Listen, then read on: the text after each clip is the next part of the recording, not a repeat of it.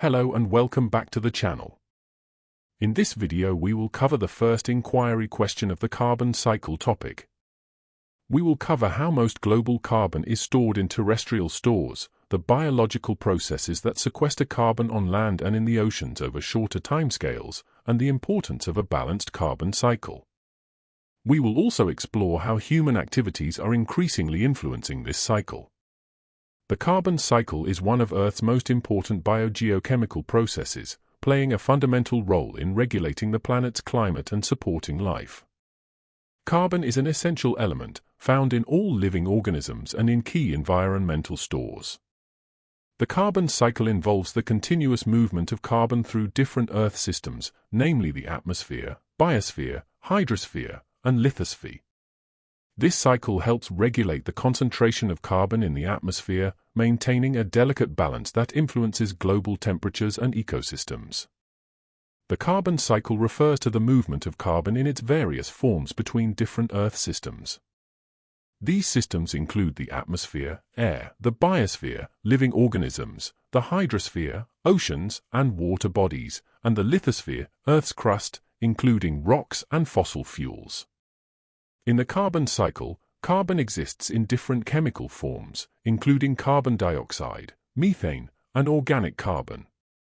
Carbon is also stored in fossil fuels and in rocks, particularly limestone. The carbon cycle is crucial because it helps regulate the amount of carbon in the atmosphere, balancing the planet's temperature. If this balance is disrupted, as it is by human activities, it can lead to significant changes in the global climate. The atmosphere is a relatively small store of carbon, but it plays a significant role in climate regulation. Carbon exists in the atmosphere mainly as carbon dioxide and methane, both of which are important greenhouse gases. These gases trap heat from the sun and help maintain Earth's temperature. Carbon enters the atmosphere through various processes, including respiration by living organisms, volcanic activity, and human activities such as the burning of fossil fuels. The carbon in the atmosphere is constantly exchanged with other carbon stores through processes like photosynthesis, respiration, and combustion. The biosphere is another crucial store of carbon, containing all living organisms, including plants, animals, and microorganisms. Carbon is absorbed from the atmosphere by plants through the process of photosynthesis, where carbon dioxide is converted into glucose. This organic carbon is transferred through the food chain when animals consume plants or other animals. When organisms die, their remains are decomposed by bacteria and fungi, releasing carbon back into the soil or the atmosphere. Organic carbon in the soil can also be stored for long periods, especially in peat bogs and wetlands, where it is preserved due to anaerobic conditions. Forests, especially tropical rainforests, are significant carbon stores, acting as both carbon sinks and sources. The oceans represent the largest store of carbon on Earth, containing carbon in both dissolved forms and in the biomass of marine organisms. The oceans absorb large amounts of carbon dioxide from the atmosphere, and this carbon is used by marine plants like phytoplankton for photosynthesis. This process forms the basis of the marine food web. When marine organisms die, their carbon-rich bodies sink to the ocean floor, where carbon can be stored for thousands to millions of years. The deep ocean also holds large amounts of carbon in the form of dissolved carbon dioxide and bicarbonates. Carbon in the oceans plays a key role in regulating atmospheric carbon levels and climate. The lithosphere contains carbon in the form of fossil fuels, such as coal, oil, and natural gas, and in sedimentary rocks like limestone, where carbon is stored as calcium carbonate. The carbon stored in the lithosphere has been locked away for millions of years, and the release of this carbon occurs through processes like volcanic eruptions and the burning of fossil fuels by humans. Fossil fuel combustion has dramatically increased the amount of carbon released from the lithosphere into the atmosphere, leading to a rise in atmospheric carbon dioxide levels. Additionally, the process of weathering of rocks can release small amounts of carbon into the soil and atmosphere, contributing to the overall carbon cycle. Photosynthesis is the process by which plants, algae, and some bacteria absorb carbon dioxide from the atmosphere and convert it into organic matter using sunlight. This process forms the foundation of the carbon cycle as it transfers carbon from the atmosphere into the biosphere. Through photosynthesis, plants and other photosynthesizing organisms produce the organic carbon that sustains most life on Earth. In terrestrial ecosystems, forests and other plants play a particularly vital role in photosynthesis.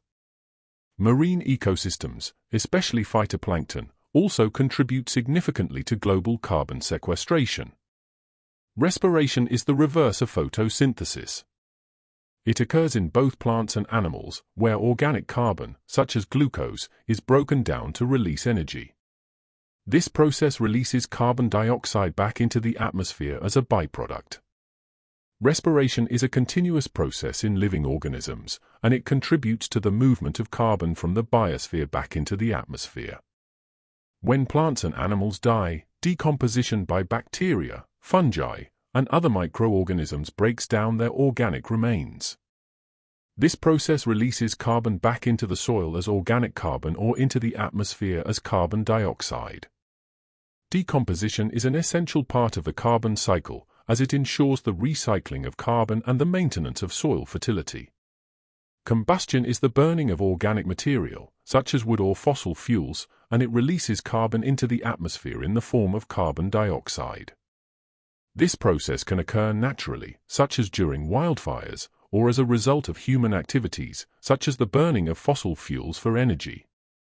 Combustion is a significant contributor to the rise in atmospheric carbon dioxide levels, particularly in the last 2 centuries. Carbon sequestration refers to the long-term storage of carbon in the lithosphere and oceans. In the lithosphere, carbon is stored in fossil fuels and sedimentary rocks, where it can remain for millions of years. In the oceans, carbon is stored in deep water and in marine sediments. Carbon sequestration helps regulate atmospheric carbon dioxide concentrations and maintain the balance of the carbon cycle over long timescales. In its natural state, the carbon cycle operates in a balanced way. Carbon flows between stores through natural processes like photosynthesis, respiration, and decomposition. This balance is essential for maintaining Earth's climate, supporting life, and regulating the amount of carbon in the atmosphere. Human activities, particularly the burning of fossil fuels, deforestation, and industrial agriculture, have significantly disrupted the natural balance of the carbon cycle. By releasing large amounts of carbon dioxide and methane into the atmosphere, human actions have increased the concentration of greenhouse gases, contributing to global warming and climate change.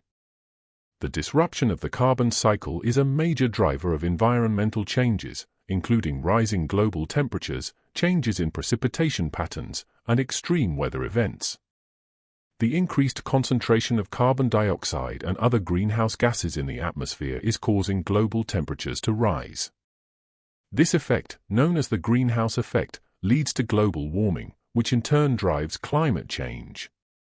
The impacts of climate change include rising sea levels, more frequent and intense storms, droughts, and shifting weather patterns, all of which have wide-reaching effects on ecosystems and human societies. The oceans absorb a significant amount of carbon dioxide from the atmosphere, but this increased absorption has led to ocean acidification. As the oceans become more acidic, marine life, especially organisms with calcium carbonate shells, such as corals and shellfish, are negatively impacted. This can lead to the collapse of marine ecosystems and a loss of biodiversity. Disruption of the carbon cycle and the associated impacts on climate can lead to habitat loss and changes in ecosystems, threatening biodiversity. Species that are unable to adapt to the changing environment are at risk of extinction, and the loss of biodiversity can disrupt food webs and ecosystem services that humans rely on. Thank you for watching. If you found this video helpful, please subscribe for more in-depth A-level geography content. Stay tuned for more content on the carbon cycle and other essential topics for your exams. Goodbye.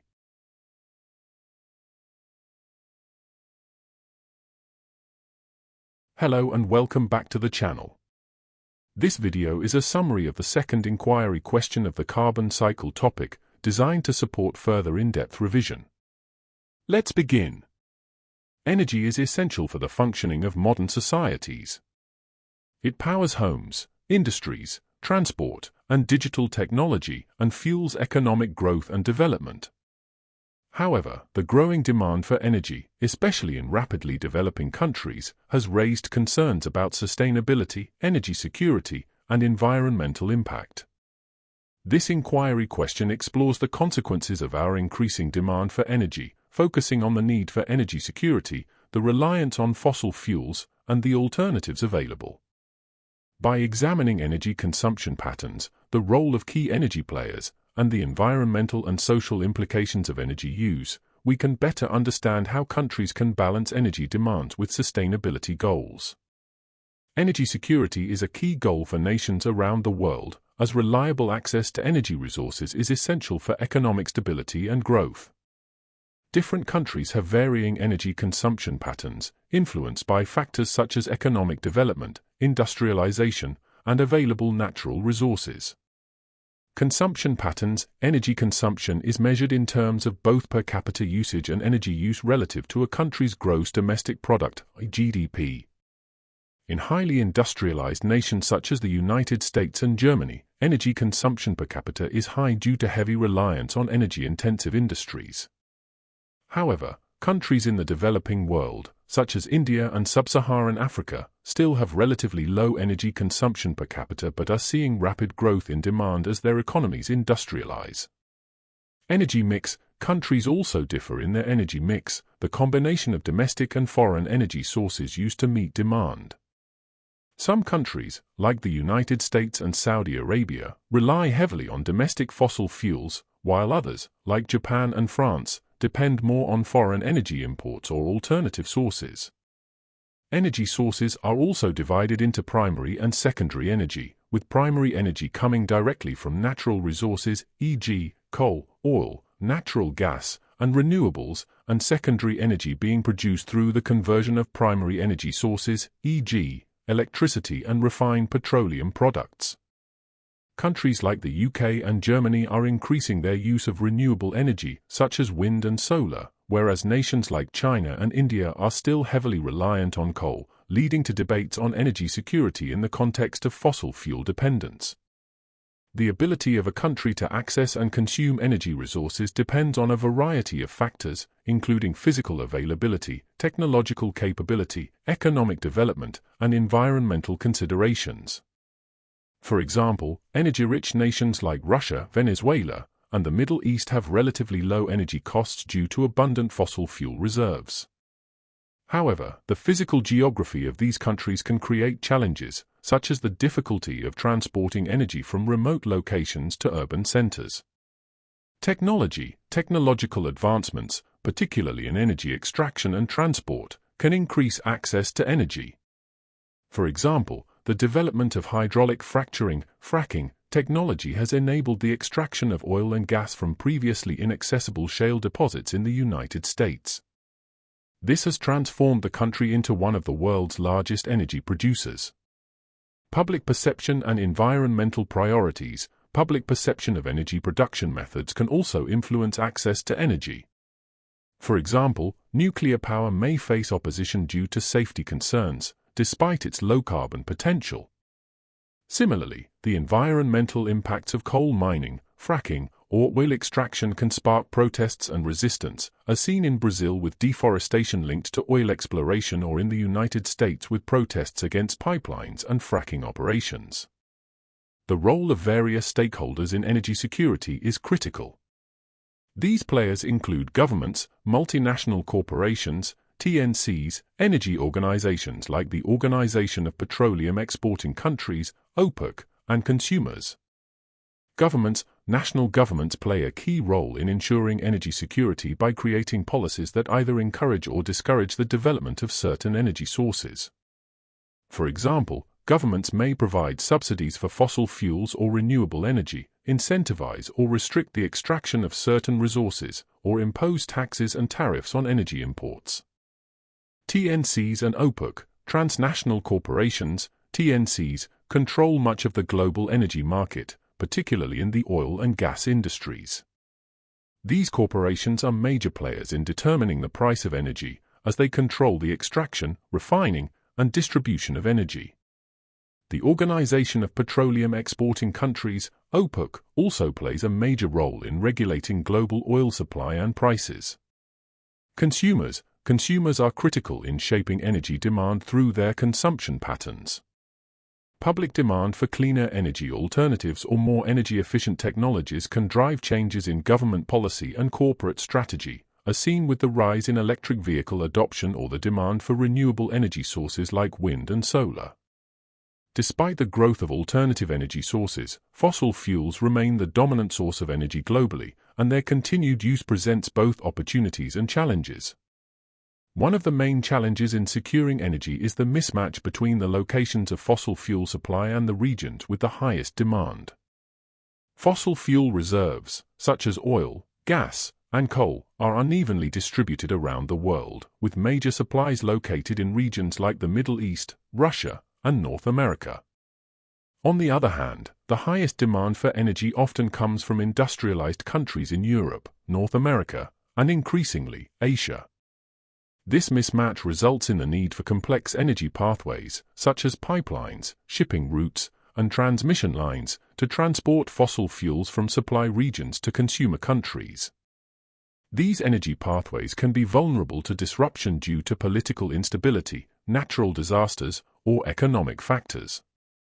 For example, tensions between Russia and Ukraine have led to disruptions in gas supplies to Europe, highlighting the geopolitical risks associated with energy security. Energy pathways, such as pipelines, transmission lines, and shipping routes, are crucial for securing energy supplies. However, these pathways are vulnerable to disruptions. For example, natural disasters, political conflicts, and even cyber attacks can disrupt the flow of energy. As conventional fossil fuel resources are depleted, countries are increasingly relying on unconventional sources like deepwater oil and shale gas, which come with their own set of risks. Unconventional fossil fuels. The development of unconventional fossil fuels, such as oil from tar sands in Canada, shale gas in the United States, and deepwater oil drilling in Brazil, presents both opportunities and challenges. These resources have opened up new energy supplies, but they come with environmental costs, such as habitat destruction, water pollution, and the risk of oil spills. Furthermore, the extraction of these fuels often requires advanced and expensive technologies, increasing the overall cost of energy production. The extraction and use of fossil fuels also have significant social and environmental costs. The burning of fossil fuels releases large amounts of carbon dioxide, CO2, into the atmosphere, contributing to climate change. Oil and gas extraction can also have negative impacts on local communities, including displacement, health risks, and economic inequality. Additionally, the environmental degradation associated with fossil fuel extraction, such as deforestation, air and water pollution, and loss of biodiversity, raises concerns about the sustainability of relying on these resources. As the environmental impacts of fossil fuels become increasingly apparent, there is growing interest in alternative energy sources. While each alternative has its own set of advantages and disadvantages, these energy sources are seen as vital for reducing dependence on fossil fuels and mitigating the effects of climate change. Renewable energy sources, such as wind, solar, and nuclear power, offer alternatives to fossil fuels that can help decouple energy production from carbon emissions. Solar and wind power have the advantage of being clean, abundant, and renewable, but they are intermittent, meaning their availability depends on weather conditions. Nuclear power, while low carbon, poses safety and waste disposal challenges, and its expansion has been met with public resistance in some countries. In the UK, for example, the energy mix has shifted significantly towards renewable energy in recent years. The use of wind and solar power has increased, while coal usage has decreased sharply, highlighting the potential for a low-carbon future. However, the transition to renewable energy requires significant investment in infrastructure, such as energy storage systems, to ensure reliability. Biofuels, derived from organic materials like plants and algae, are another alternative to fossil fuels. While biofuels have the potential to reduce greenhouse gas emissions, their widespread use has raised concerns about food security and land use. In Brazil, for example, the growth of biofuels has led to deforestation and competition with food crops. Additionally, the carbon neutrality of biofuels is debated, as their production and transportation can still result in significant emissions. Radical technologies, such as carbon capture and storage, CCS, and alternative energy sources like hydrogen fuel cells and electric vehicles, are seen as potential solutions to reducing carbon emissions. CCS technology aims to capture CO2 emissions from industrial processes and store them underground, preventing them from entering the atmosphere. However, the effectiveness of CCS is still uncertain, and the technology has yet to be deployed on a large scale. Hydrogen fuel cells and electric vehicles also offer the potential for a cleaner energy future, but challenges remain in scaling up production and infrastructure. Thanks for watching. Make sure to subscribe for more videos and check out more videos now. Goodbye.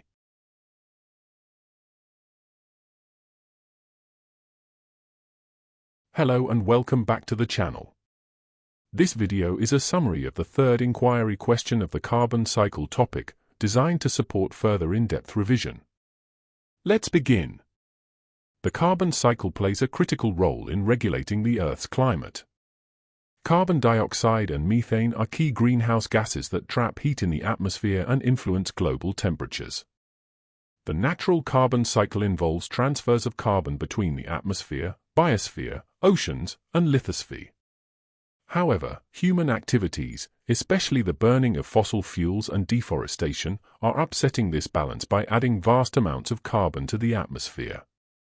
This enhanced greenhouse effect leads to warming of the Earth's surface. Since the Industrial Revolution, global temperatures have risen significantly, with the last few decades being the warmest on record. The Intergovernmental Panel on Climate Change, IPCC, has concluded with high confidence that human influence is the dominant cause of this warming. Climate feedback mechanisms also play a crucial role. For example, as ice sheets melt, less sunlight is reflected back into space, causing more warming. Similarly, thawing permafrost releases more methane, a potent greenhouse gas. These feedback loops can amplify the effects of climate change and increase the urgency for action. There is overwhelming evidence that the Earth's climate is changing. Scientists use a range of methods to measure climate change over different timescales. These include ice cores, drilled from polar regions. Ice cores contain trapped air bubbles that provide records of past atmospheric gas concentrations going back hundreds of thousands of years. Tree rings and pollen records, these help reconstruct climate conditions over the last few thousand years. Ocean sediments and fossil evidence also provide clues to long-term climate trends. Instrumental records, such as thermometer readings and satellite data, have shown a consistent warming trend since the late 19th century. Global average temperatures have risen by over 1 degree Celsius since 1880. Sea levels have also risen due to melting ice and thermal expansion of seawater, and glaciers around the world are retreating rapidly. There has also been an increase in extreme weather events, such as heat waves, droughts, and intense storms, which many scientists link to a warming climate.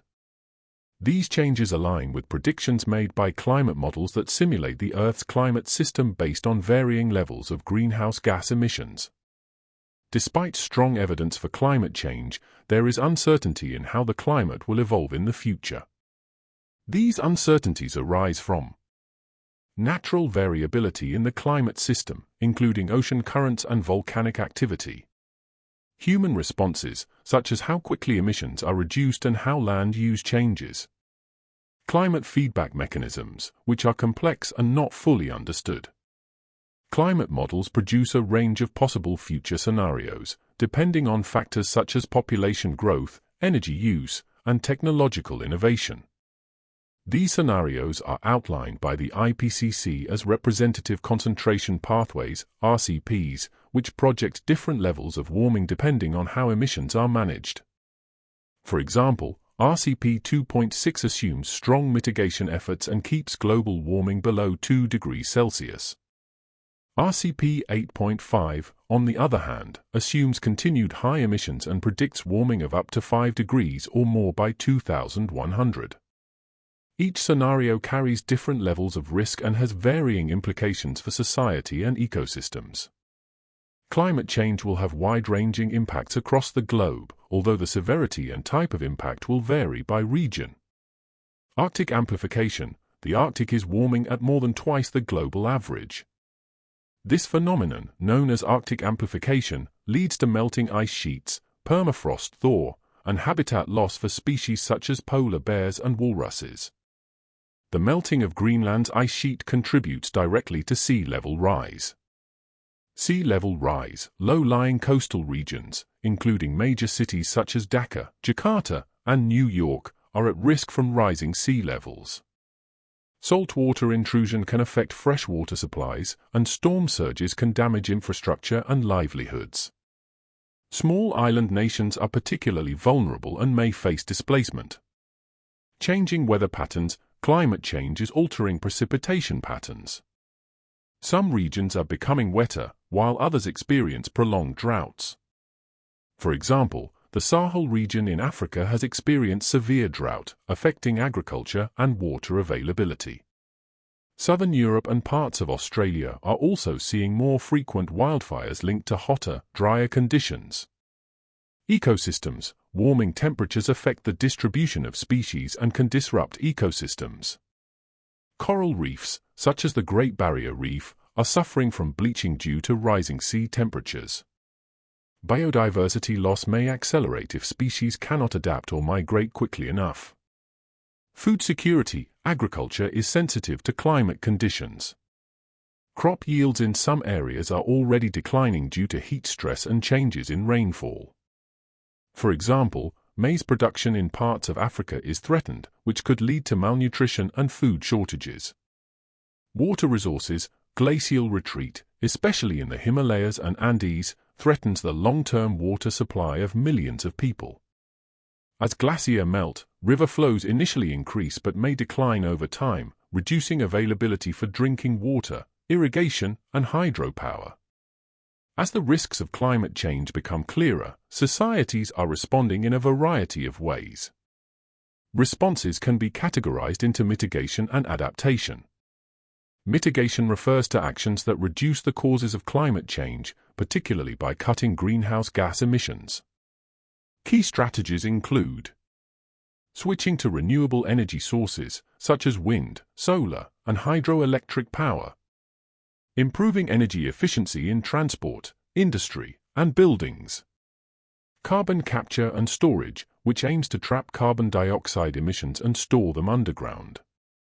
Reforestation and afforestation, which remove carbon from the atmosphere by increasing biomass. International efforts have also been made to coordinate mitigation. The Paris Agreement, adopted in 2015, brought countries together with the goal of limiting global warming to well below 2 degrees Celsius. Countries set their own targets for emission reductions, known as Nationally Determined Contributions, NDCs. However, progress has been uneven. Some countries have made significant cuts in emissions, while others continue to rely heavily on fossil fuels. The withdrawal and re-entry of major economies into climate agreements, such as the United States, has also affected global momentum. Adaptation involves adjusting to the impacts of climate change to reduce vulnerability. Examples include building sea defenses and flood barriers in low-lying areas, changing agricultural practices, such as using drought-resistant crops or improving irrigation, developing early warning systems for extreme weather events, relocating communities away from high-risk areas. Adaptation is especially important for developing countries, which are often more vulnerable to climate change but have fewer resources to respond. Financial and technical support from wealthier nations, often through global climate funds, is essential in helping these countries build resilience. Despite the need for urgent action, a number of barriers hinder effective climate responses. Economic costs. Transitioning to a low-carbon economy involves high initial costs for infrastructure, research, and technology. For countries dependent on fossil fuel exports, such as Saudi Arabia or Russia, cutting emissions can threaten economic stability. Political disagreements. Countries often prioritize national interests over global cooperation. There are debates over who should bear the greatest responsibility for cutting emissions: developed nations with historical emissions, or rapidly developing countries like China and India. Inequality. Vulnerable populations often lack the power or resources to protect themselves from climate impacts. Climate change can also exacerbate existing inequalities, as poorer communities are more likely to suffer from heatwaves, floods, and food shortages. Misinformation and denial. In some regions, climate science is questioned or denied. This delays policy action and reduces public support for sustainable behavior change. However, public awareness is growing, especially among younger generations. Climate movements, education, and media coverage have helped shift attitudes. As climate change becomes a more visible and immediate threat, the pressure on governments and businesses to act is increasing. Thanks for watching. Make sure to subscribe for more videos and check out more revision content now. Goodbye.